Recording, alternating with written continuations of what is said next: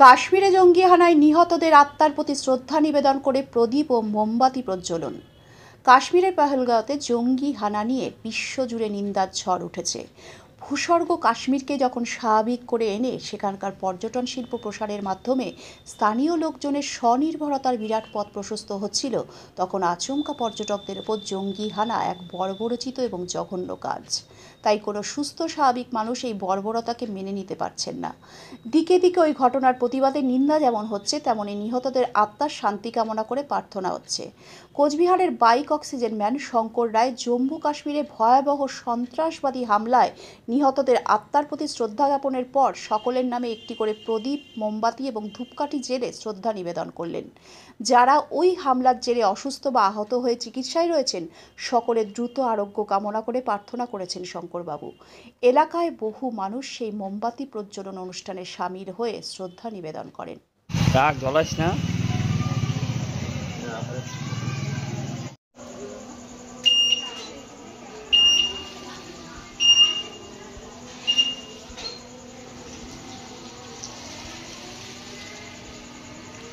একটা রাখিস, আমি জ্বলাবো।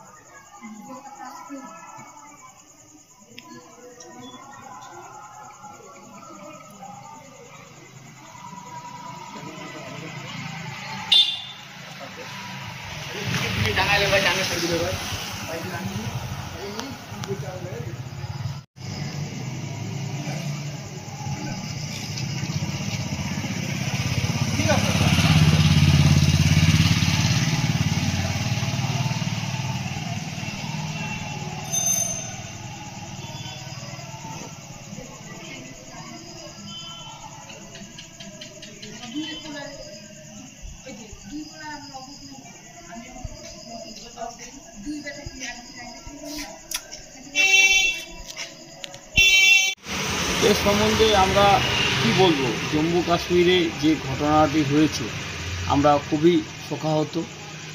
আজ আমরা আমাদের তরফ থেকে, আমার তরফ থেকে আমরা যে সমস্ত মানুষ পৃথিবীর মায়া ত্যাগ করেছে তাদের আত্মার শান্তি কামনা করে মোমবাতি এবং প্রদীপ জ্বালিয়ে শ্রদ্ধা নিবেদন করছি। এবং ভারত সরকারের কাছে আমি আবেদন করছি যে যারা এইভাবে নৃশংসভাবে আমাদের ভারতীয় মানুষদের খুন করেছে তাদের অবিলম্বে শাস্তি দেওয়া উচিত। কেন তারা যেভাবে মানুষকে ডেকে ডেকে গুলি করে মেরেছে, এ খুবই জঘন্যতম একটি অপরাধ। আমরা খুবই শোকাহত। আর এই তাদের আমরা আত্মার শান্তি কামনা করে মোমবাতি ধূপকাঠি জ্বালিয়ে শ্রদ্ধা নিবেদন করলাম। আপনার নাম? শঙ্কর রায়।